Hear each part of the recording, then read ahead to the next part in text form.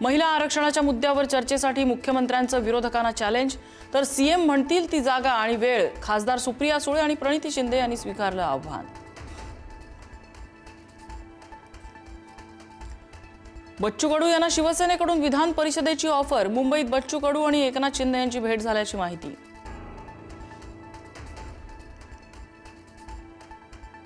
हिंदुत्ववादी संघटनेकडून यवतमाळमधील राळेगाव बंदची हाक, राळेगाव तालुक्यातून 34 मुली बेपत्ता झाल्याच्या घटनेच्या निषेधार्थ बंद, मानवी तस्करीचा भाजप जिल्हाध्यक्षांचा आरोप।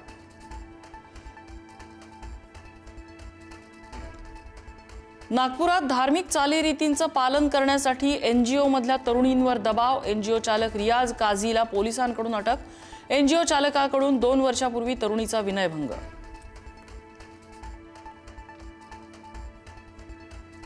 परतवाडा प्रकरणातील आरोपी अयानची चक्रावून टाकणारी लाईफस्टाईल, पिस्तूल, 3 ते 4 आयफोन्स, थार गाडी आणि पैशांचे बंडल्स असलेला व्हिडिओ समोर, लक्झरी लाईफस्टाईलचा व्हिडिओ आल्यानं चर्चा।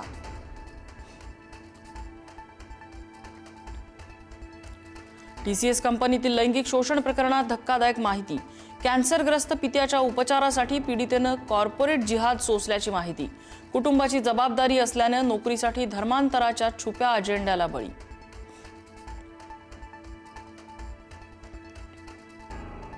नाशिक कॉर्पोरेट जिहाद प्रकरणातील आरोपी निदा खानच्या अटकपूर्व जामिनावर 27 एप्रिलला सुनावणी, प्रकरण उघडकीस आल्यापासून निदा खान फरार।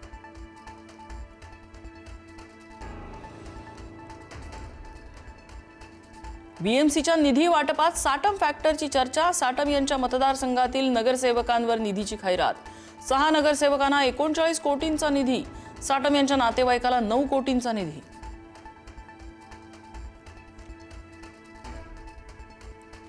टिटवाळ्यात एमडीएमए ड्रग्स रॅकेट उद्ध्वस्त, आरोपी महिलेकडून 6 कोटीच्या 5000 गोळ्या जप्त।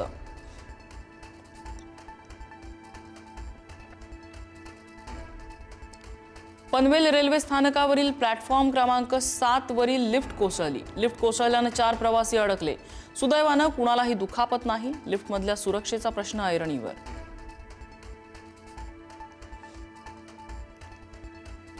राज्यात पुढील 2 दिवस मुसळधार पावसासह गारपिटीची शक्यता, मध्य महाराष्ट्र, कोकण आणि मराठवाड्यात पावसाचा अंदाज।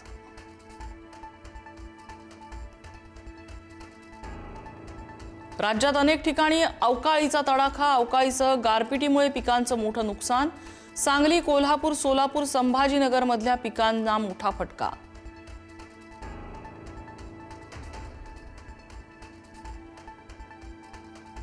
भेंडवळमधील घटमांडणीचं भाकीत, देशावर नैसर्गिक आपत्ती आणि अर्थव्यवस्था ढासळण्याचा अंदाज, तर शेवटच्या 2 महिन्यात चांगला पाऊस, मात्र अतिवृष्टीनं पिकांना फटका बसण्याची शक्यता।